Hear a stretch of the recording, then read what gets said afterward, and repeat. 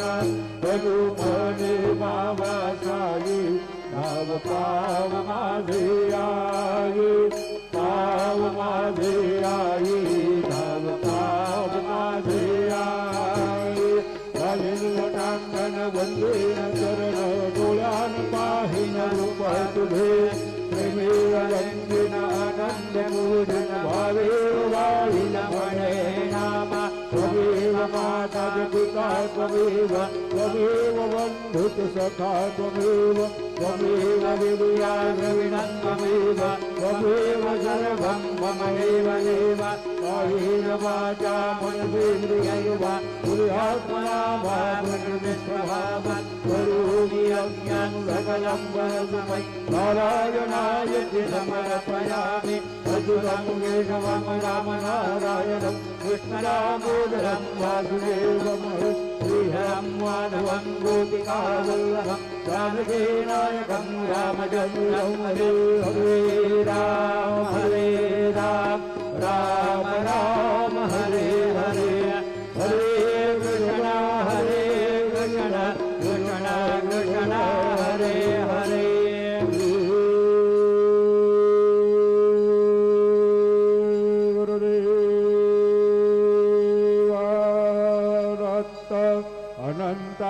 तुला ते कसे रे स्तवावे अनंता तुला ते कसे रे नमावे अनंत मुखांता शिरे शेषगाता नमस्कार साष्टांग श्री साईनाथा स्मरावे मने त्वत्पदादित्य भावे उरावे तरी भक्तीसाठी स्वभावे करावे जगाता मायताता नमस्कार साष्टांग श्री साईनाथा वसे जो सदा डावया संत लीला दिसे यज्ञ लोका परिजो जनाला हरियंतरे ज्ञान कैवल्य राता नमस्कार साष्टांग श्री साईनाथा कराला धला जन्म मानवाचा नरासार्थका साधनी भूत साचा धरुसाई प्रेमा गळाया अहंता नमस्कार साष्टांग श्री साईनाथा धरावे करी सान अल्पज्ञ बाला करावे अमाधन्य जंबो निघाला मुखी घाल प्रेमे खराग्रास आता नमस्कार साष्टांग श्री साईनाथा सुराधिक ज्यांच्या पदावंदिताती शुकाधिक जाते समानत्व देते प्रयागारि तीर्थे पदीनं होता नमस्कार साष्टांग श्री साईनाथा तुझ्या ज्या पदा पाहता गोपबाली सदा रंगलेचे स्वरूपी मिळाली करीरास क्रीडा सभी कृष्णनाथा नमस्कार साष्टांग श्री साईनाथा तुला मागतो मागणे कजावे करा जोडितो देव अत्यंत भावे भवी मोहिनी राजहातारी आता नमस्कार साष्टांग श्री साईनाथा ऐसाये पातळी दिगंबरा अक्षय रूपावतारा सर्व व्यापक श्रुती सारा अनसुया कुमारा बाबा ये बा काशे स्नान जप प्रतिदिवसे निर्मल नदी तुंगा जलत्राशे निगरामाहुर वेशी ऐसा येवा जोडे लोंबत सेवाम करे विशोलमरो धारे वत्तावरद सदा सुखकारे देशिल मुक्ते चारे ऐसा येवा पादुका जपमाला कमंडलो मृगशाला धारण कर सेवा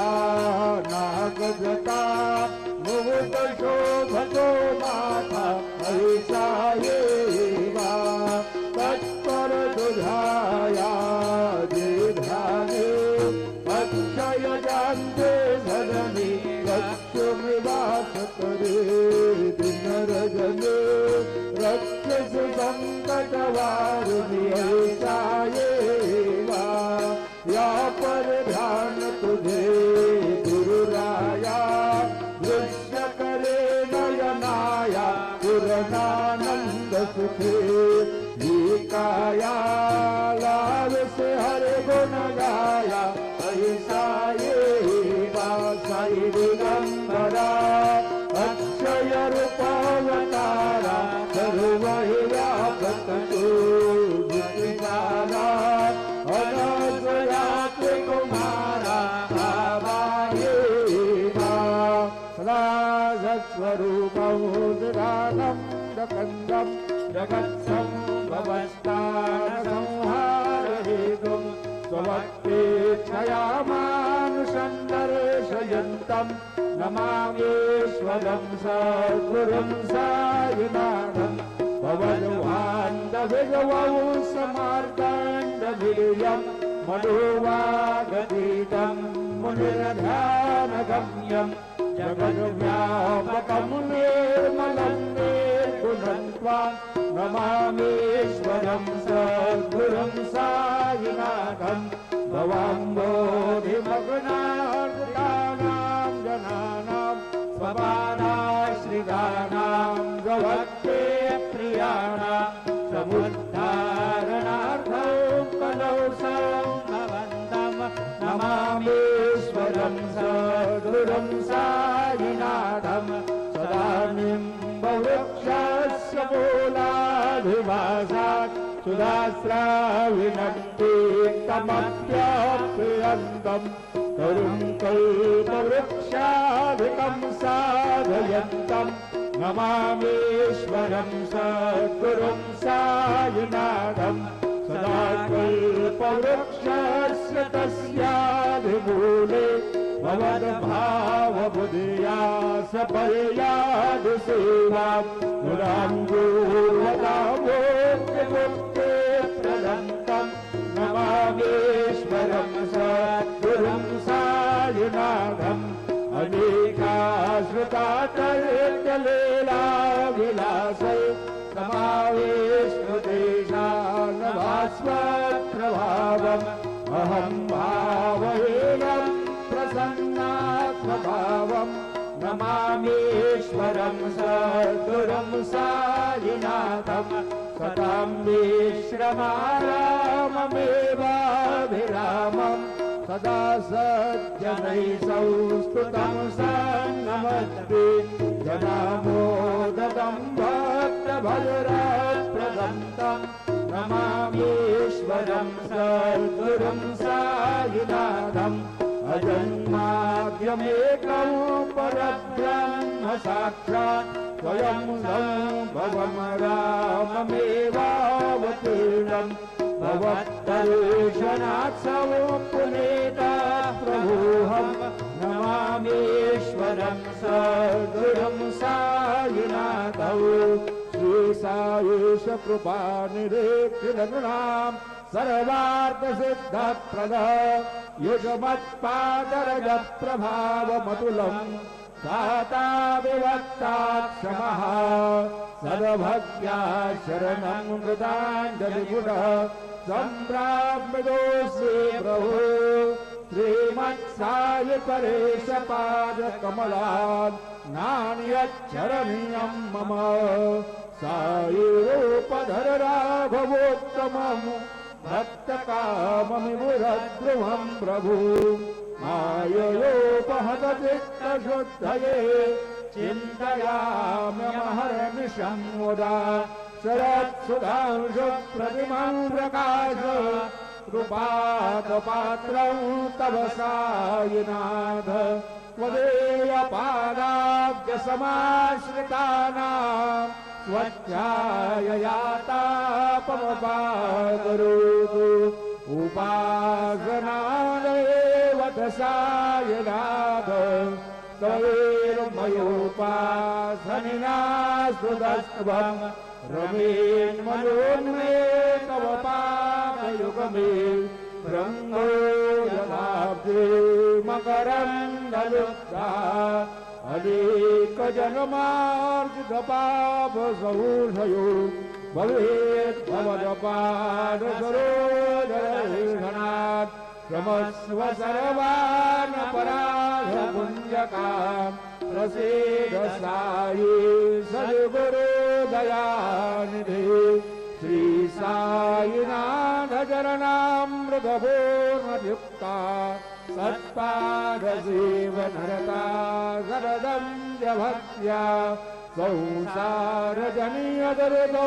धविनीर्गतास्ति कैवल्यधाम परमं समवाप्नुवन्ति स्तोत्रमेतत्परिर्भक्त्या यो नरस्तन्मनः सदा सद्गुरो साईनाथस्य कृपापात्रं भवेत् ध्रुवं ऋषो मम प्रियाम्बिका भजवरी ऋषो मम प्रियाङ्गना प्रियसुतात्मजाहि ऋषो भगिनी बन्धुहे श्वशुरसासुबाहि ऋषो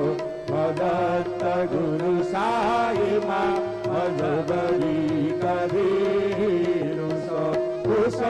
न सुन बालिका भजन भ्रातृजाया पुषो न प्रिय सोयरे प्रिय सगे न ज्ञाति पुषो सुरधना सखा स्वजनना प्रबन्धु पुषो हरिन गुरु साई मा भजवरी कधी ऋषो न अबला भूले तरुण वृद्धहीना पुषो न गुरु धातुते भजन घोर सारे पुषो न चपले गुरे सुजन साधुहीना पुषो हरिन गुरु साई मा भजवरी कधी ऋषो चतुरतत्त्ववे विबुध प्राज्ञानी ऋषो हि विदुषे स्त्रिया कुशल पंडिता ऋषो महीपति यति भजक तापसी ऋषो दत्त गुरु साई मा भजवरी कभी ऋषो कवि ऋषि मुनि अनक सिद्ध योगी ऋषो हि देवता कुल ग्राम देवी ऋषो फल पिशाचये मणिनडाकिनी ऋषो मदत्त गुरु साई मा भजवरी कभी ऋषो मृग खगक्रुमि अखिल जीव जन्तु ऋषो विटप प्रस्तरा अचल आपगाभि ऋषो खपवना विवार अवनि पंचतत्वे ऋषो दत्त गुरु साई मा भजवरी कधी ऋषो विमल किन्नरा अमलयाक्षणे ऋषो शशि खगारी गगनितारकायि ऋषो अमर राजये अदय धर्म राजा ऋषो दत्त गुरु साई मा भजवरी कधी ऋषो मन सरस्वती चपल चित्तते ऋषो वपुदिशा गिला कठिन काल तो ऋषो सकल विश्व मयितु ब्रह्मगोलमृषो जगत्त गुरु साई मा मजबरी कधीरुष विमूढ मनुमे अज अजन मत्सराहिरसो पदाभिरुजिहुरसो जनन करदमीना भसो नरकधुतितारसो अशुभ भाव मागे भसो प्रपंची मन हेरुसो दृढ विरक्ति चित्तिरसो पुनाते घृणानसो न च स्पृहा गजादे अजो हरैव हृदये वसो मनसि लालिसाये वसो पदे प्रणयवो रसो निखिल दृश्य भावादिसो मदत्त गुरु साई मा उपरि याचनेना रसो हरि ओम यज्ञमय जन्मदेवास्तानि धर्माणि प्रथमानि आसन्न ते अनागं महिमानस्य गन्ध यत्र पूर्वे साधया सन्निरेवाः ॐ राजाधिराजाय प्रधेयस्सायिने नमो वयं वैष्णवनाय कुर्महे समे कामान् कामकामाय वै ॐ कामेश्वरो वैष्णवनो ददातु कुबेराय वैष्णवनाय महाराजाय नमः ॐ स्वस्ति साम्राज्यं भोज्यं स्वराज्यं वैराज्यं वारवेष्टमराज्यं महाराजमारिवर्यमयन् समन्दपर्याः ईशा सार्वभौमस्सार्वा युषान्दालापरार्धाय पृथिवे समुद्रपर्यन्तायाम् एकरायतिरपेशश्लोको विवेदो मरुतः परमेशार मरुतस्यावसङ्ग्रहे आवीक्ष्यतस्य कामप्रे विश्वे देवाः सभासदैवे श्रीनारायण वासुदेवाय सच्चिदानन्द सद्गुरु साईनाथ महाराज के जय। परचरण कृतं वा